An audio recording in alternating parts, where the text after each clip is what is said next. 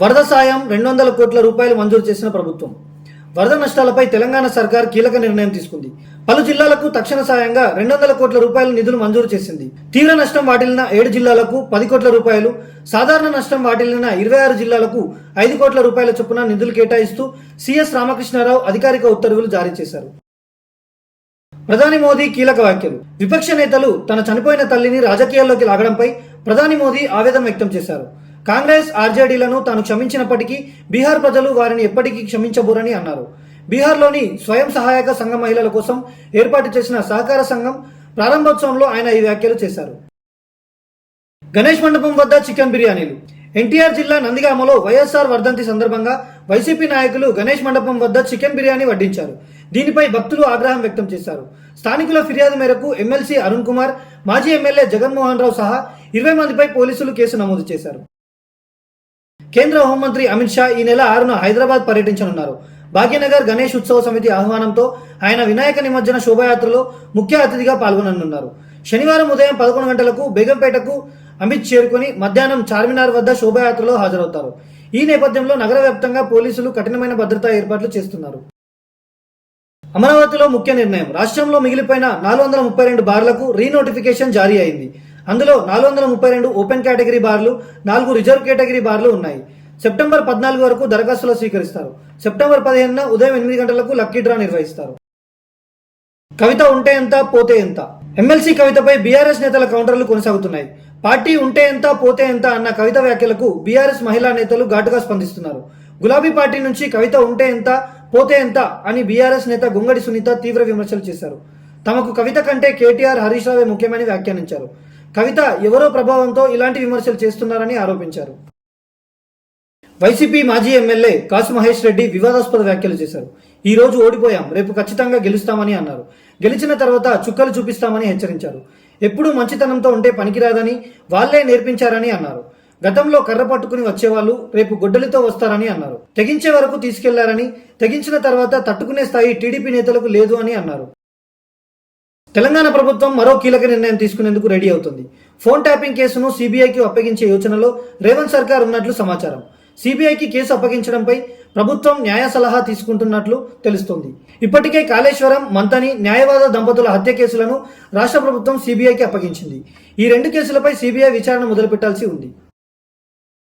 తిరుపతిలోని టీటీడీకి భారీ విరాళం అందింది. చెన్నైకి చెందిన స్విచ్ కంపెనీ 1.32 కోట్ల విలువైన ఎలక్ట్రిక్ బస్సును విరాళంగా అందించింది. ఈ బస్సు ద్వారా భక్తుల రవాణా సదుపాయాలు మరింత మెరుగుపడనున్నాయని టీటీడీ అధికారులు తెలిపారు. మహేష్ బాబు, రాజమౌళి కాంబినేషన్ లో వస్తున్న SSMB 29 షూటింగ్ కెన్యాలో జరుగుతోంది. ఈ సందర్భంగా మూవీ టీం కెన్యా మంత్రి ముసాలియా ముదావాదిని కలిసింది. భేటీ అనంతరం సోషల్ మీడియాలో మంత్రి పోస్ట్ పెట్టారు. 120 మంది టీంతో కెన్యాలో షూట్ చేస్తున్నారు. మసాయి మరా నుంచి అంబోసెలి వరకు అద్భుత దృశ్యాలను చూపించబోతున్నారు. 120 దేశాల్లో రిలీజ్ అవుతున్న ఈ చిత్రం 100 కోట్ల మందికి చేరుతుందని గర్వంగా చెబుతున్నాం అని ముసాలియా ముదావాది పేర్కొన్నారు. తెలంగాణలో స్థానిక ఎన్నికలపై మళ్లీ హైకోర్టు దిశగా ప్రభుత్వం అడుగులు వేస్తుంది. కోర్టు ఇచ్చిన 3 నెలల గడువులోపు ఎన్నికలు జరపడం కష్టమని ప్రభుత్వం భావిస్తోంది. రిజర్వేషన్లపై బిల్లు గవర్నర్ వద్ద పెండింగ్ లో ఉందని హైకోర్టు దృష్టికి తీసుకెళ్లనుంది. ఇప్పటికే అన్ని స్థానిక సంస్థల గడువు ముగిసి ప్రత్యేకాధికారులు పాలనలో ఉన్న రిజర్వేషన్ల వివాదం కారణంగా ప్రభుత్వం ముందడుగు వేయలేకపోతుంది. నిపుణులు హెచ్చరిస్తూ మరింత ఆలస్యం ప్రభుత్వానికి సమస్యలు పెంచుతుందని అంటున్నారు. శ్రీశైల బ్రహ్మరాంబిక మల్లికార్జున స్వామి ఆలయ ద్వారాలు సెప్టెంబర్ 7 మధ్యాహ్నం 1 గంట నుంచి 8వ తేదీ ఉదయం 5 గంటల వరకు చంద్రగ్రహణం కారణంగా మూసివేస్తున్నట్లు ఆలయ ఈవో శ్రీనివాసరావు తెలిపారు. ఈ సమయంలో స్వామి స్పర్శ దర్శనం, ఆర్జిత సేవలు, పరోక్ష సేవలు, కళ్యాణోత్సవం పూర్తిగా రద్దు. భక్తులకు అలంకారం, దర్శనం మాత్రమే అవకాశం. సెప్టెంబర్ 8న ఉదయం శుద్ధి సంప్రోక్షణ అనంతరం పూజలు పునఃప్రారంభమవుతాయి. అదే రోజు ఉదయం 7:30 నుంచి అలంకార దర్శనాలు, మధ్యాహ్నం 2:15 నుంచి స్పర్శ దర్శనం భక్తులకు కల్పిస్తారు. ఇందిరమ్మ ఇళ్ల మంజూరు కోసం లంచం తీసుకుంటూ ఏసీబీకి చిక్కిన గ్రామ పంచాయతీ కార్యదర్శి. మంచిర్యాల జిల్లా హాజీపూర్ మండలం కర్ణమామిడి గ్రామంలో ఇందిరమ్మ ఇల్లు మంజూరు కోసం గ్రామ కార్యదర్శి వెంకటస్వామి 20,000 రూపాయలు డిమాండ్ చేసి బాధితుల వద్ద నుండి తీసుకుంటుండగా రెడ్ హ్యాండెడ్ గా పట్టుకున్న ఏసీబీ అధికారులు. విశాఖపట్నంలో పర్యాటకులకు కొత్త ఆకర్షణ. కైలాసగిరి హిల్ టాప్ లో దేశంలోనే అతిపెద్ద 55 మీటర్ల గాజు స్కైవాక్ బ్రిడ్జ్ సిద్ధమైంది. 7 కోట్ల రూపాయల వ్యయంతో నిర్మించిన ఈ వంతెన ఒకేసారి 40 మంది సందర్శకులు నడిచే సామర్థ్యం కలిగి ఉంది. గాలిలో తేలుతున్నట్టు అనిపించే డిజైన్తో ఇది క్యాంటిలీవర్ గ్లాస్ బ్రిడ్జ్ గా దేశంలోనే పొడవైనదిగా రికార్డు సృష్టించబోతుంది. విఎంఆర్డీఏ ఆర్జే అడ్వెంచర్స్ భాగస్వామ్యంతో రూపొందించిన ఈ ప్రాజెక్ట్ పబ్లిక్ కి త్వరలో అందుబాటులోకి రానుంది. బీఆర్ఎస్ సస్పెండెడ్ ఎమ్మెల్సీ కల్వకుంట్ల కవితను తన పార్టీలోకి ఆహ్వానిస్తున్నట్లు ప్రజాశాంతి పార్టీ అధ్యక్షుడు కేఏ పాల్ తెలిపారు. పార్టీలో చేరితే జూబ్లీ హిల్స్ ఉప ఎన్నికల్లో పోరాడదామని ఆయన చెప్పారు. నా పార్టీలో చేరి బీజేపీ వదిలిన బాణం కాదని కవిత నిరూపించుకోవాలి. ప్రజల్లో మీపై ఆత్మవిశ్వాసం పెరగాలంటే గద్దర్ చేరిన ప్రజాశాంతిలో చేరాలి అని ఆయన అన్నారు. ప్రకాశం జిల్లా కొండపి మండలం నర్సింగోలు గ్రామ సమీపంలోని నిర్మానుష్య ప్రదేశంలో సాగుతున్న కోడిపందాల స్థావరాన్ని పోలీసులు మంగళవారం గుర్తించారు. డ్రోన్ ఎగురుతూ కోడిపందాలు ఆడుతున్న వైపు వెళ్లిన క్రమంలో కోడిపందాలు ఆడుతున్న వారు అక్కడి నుంచి తమ ద్విచక్ర వాహనాలు వదిలి పరారయ్యారు. వెంటనే అక్కడికి చేరుకున్న పోలీసులు 44 ద్విచక్ర వాహనాలు 7 కోళ్లను పోలీసులు స్వాధీనం చేసుకున్నారు. కోడిపందాలు ఆడుతున్న వారు సంఘటనా స్థలం నుంచి పరారయ్యారని, ద్విచక్ర వాహనాలన్నింటినీ సీజ్ చేసి కొండపి పోలీస్ స్టేషన్ కు తరలించినట్లు ఎస్ఐ ప్రేమ్ కుమార్ తెలిపారు. స్టీల్ ప్లాంట్లోని కాపర్ ప్లేట్లు చోరీ కేసులో క్రైమ్ పోలీసులు పురోగతి సాధించారు. గత నెల 28న కాపర్ ప్లేట్లు చోరీ అయినట్లు క్రైమ్ పోలీసులకు అధికారులు ఫిర్యాదు చేశారు. దర్యాప్తు చేపట్టిన Gajuwaka crime CI Srinivasarao 2 copper ప్లేట్లు స్వాధీనం చేసుకుని అనుమానితులను విచారణ చేస్తున్నారు.